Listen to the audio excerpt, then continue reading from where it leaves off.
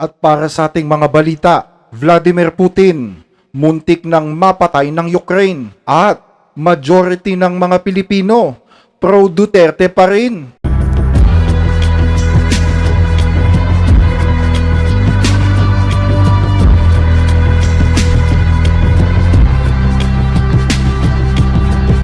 Maswerte umanong nakaligtas sa matinding drone attack ng Ukrainian Army ang chopper na sinasakyan ni Pangulong Vladimir Putin habang bumibisita siya sa region ng Kursk.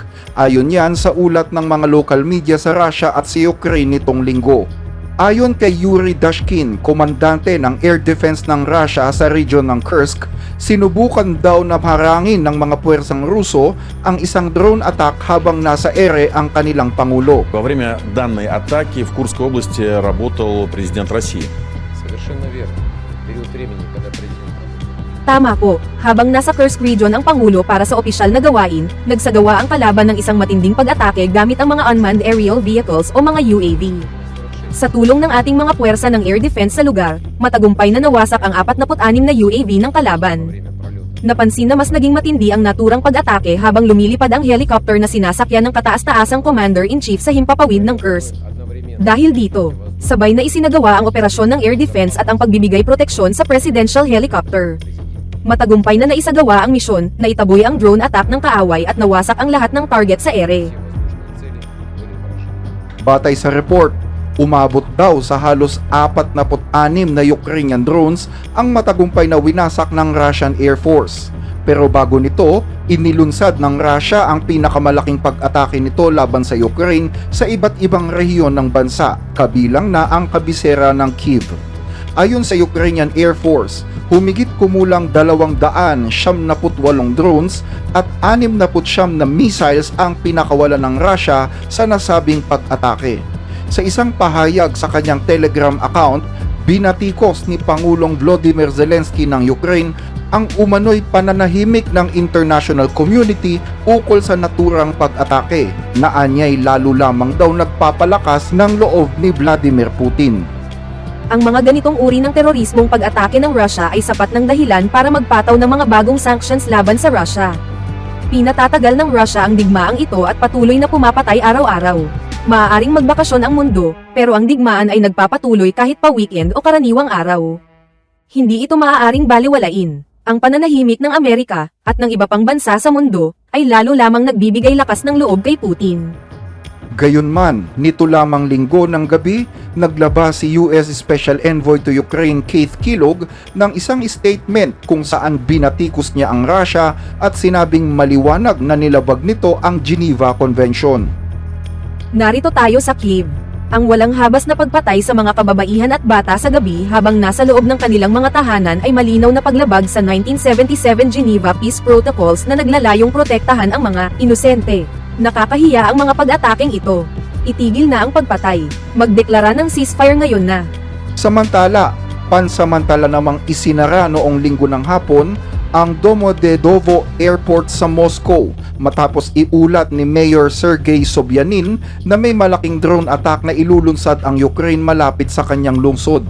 Pero sa kabila nito, nagpalitan daw ng 1,000 mga prisoners of war ang Russia at Ukraine nitong katapusan ng linggo, isang bagay na ipinagpapasalamat naman ni Zelensky sa kanyang mga tauhan.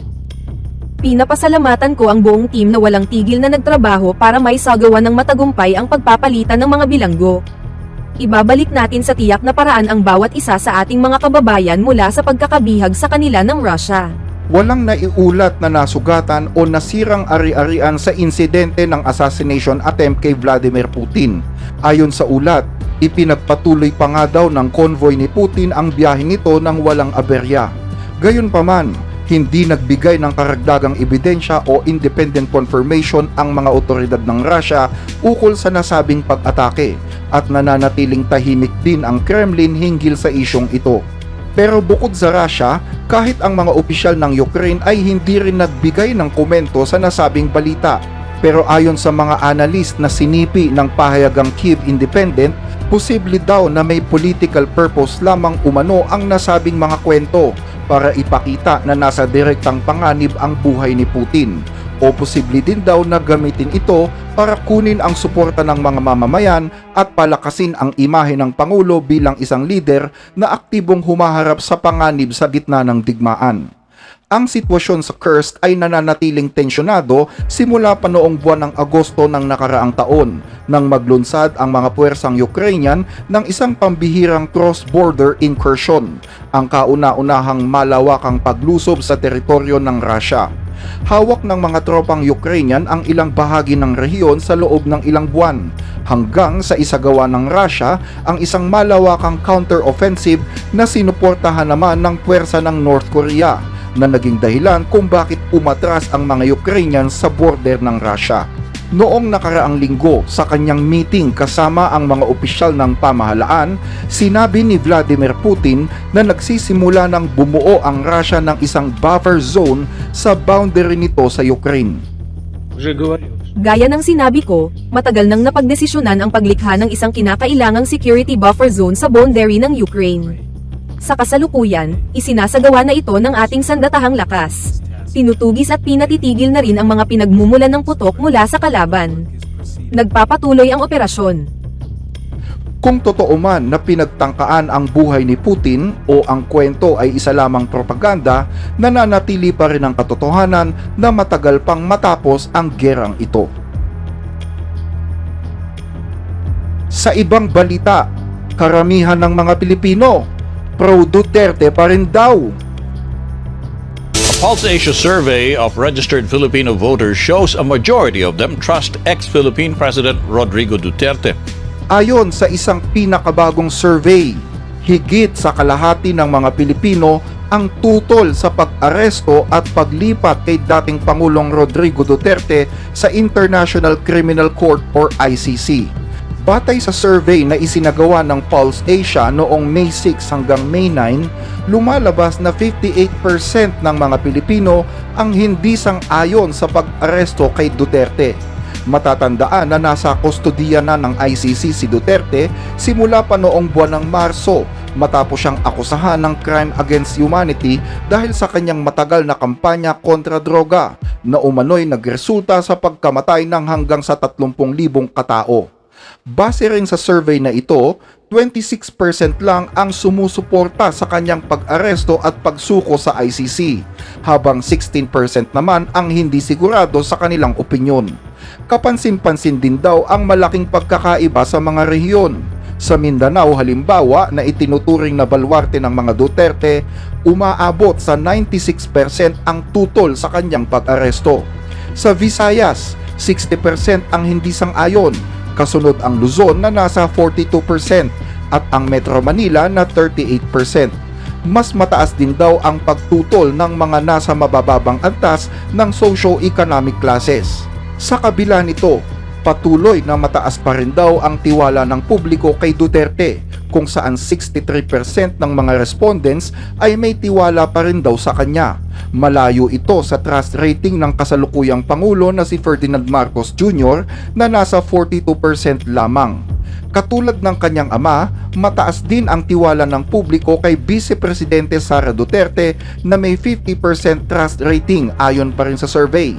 Gayunman, kapansin-pansin na taliwas ang mga resulta ng Pulse Asia sa naunang WR Numero survey na isinagawa naman mula March 31 hanggang April 7. Sa survey ng WR Numero, makikita na 62% ng mga respondents ay naniniwala na mahalagang humarap si Duterte sa paglilitis sa The Hague, at 52% ang nagsabing dapat siyang papanagutin sa mga kasong crime against humanity kaugnay sa kanyang kampanya kontra droga. Sa katatapos lang na midterm elections, nanalo si Rodrigo Duterte bilang alkalde ng Davao sa pamamagitan ng landslide victory. Tumakbo siya sa halalan habang nakakulong sa International Criminal Court sa the Netherlands. Dahil sa kanyang pagkapanalo, nakatakdang humingi ng pahintulot ang Department of the Interior and Local Government or DILG mula sa ICC para payagan si Duterte na manumpa bilang alkalde ng Davao City. Gayunman, hindi niya magagampanan ng personal ang kanyang mga tungkulin bilang alkalde dahil sa kanyang pagkakakulong. Dahil dito, malamang na si Sebastian Duterte na nahalal na Vice Mayor at anak ng dating Pangulo ang siyang magpatuloy sa pamumuno sa lungsod bilang acting mayor. Ang susunod na pagdinig ng ICC para sa kumpirmasyon ng mga kaso laban kay Duterte ay nakatakdang maganap sa September 23 ng taong ito. Sa kabila ng kanyang pagkakakulong, malinaw sa mga survey at sa resulta ng halalan na nananatili pa rin ang mataas na tiwala ng mga Pilipino sa kanya. Tanong ngayon ng marami, paano makakaapekto ang opinyon ng publiko sa isinampang kaso laban sa kanya at sa magiging kinabukasan ng politika sa Pilipinas? Kaugnay pa rin ng balitang ito, tinanong kahapon sa isang press con si Pangulong Bongbong Marcos hinggil sa pakikipagkasundo na iniaalok niya sa kanyang mga kalaban sa politika, partikular sa pamilya Duterte. Tinanong kung ano ang kanyang reaksyon sa mga kondisyon na hinihingi daw para maisakatuparan ang pakikipagkasundo. Ayon sa Pangulo, Ivan Irina, Channel 7. Mr. President, Hi. again, this is in reference to your interview in the podcast where you said that you're open to reconciling with the Dutertes. And after you said that, certain conditions were floated. For example, Senator Bongo said... No. That's not how reconciliation works. You Okay. don't put conditions to reconcile. If you're sincere, you want to reconcile, let's sit in front of you. Ano ba talaga problema? Paano nangyari ito? Tanggalin natin ang problema. Pero sasabihin mo, hindi ako makikipag-usap hanggang ibigay mo sa akin ito. Wala pupuntahan na. Yeah, and that condition Tapos is... na. That's not reconciliation. Bring That's SPR home na po. That's not even a negotiation. That's demanding. Those are setting conditions. That, So, ano yung sasagutin ng kabila? Etong gagawin mo, sasagutin mo, hindi, gagawin ko yan kung gawin mo naman ito. Wala nang pupuntahan yun. Tapos na ang usapan. So, how far are you willing to go, Mr. President, to pursue this reconciliation? Put it this way, I don't know what will come up. What's needed? Kaya ko bang gawin? Hindi ko kayang gawin. Hindi naman ganun. You cannot prejudge at I'm going to talk to them only this much. Hindi. Kailangan sinasabi ko nga, bukas ka eh. Kahit anong sabihin mo, pakikinggan ko. Kung talagang tapat ako na nais ko mag-reconcile, isipin ko lang, lahat ng hiningi mo, lahat ng hinanakit mo, kung kaya ko ayusin, di ayusin ko para tapos na to. Ayoko nga ng kaaway. hanggang dito ang ating mga balita. Regular naming binabasa ang inyong mga comment kaya huwag mag-atubiling i-share ang inyong opinyon sa mga napapanahong issue. Maraming salamat po sa inyong pakikinig.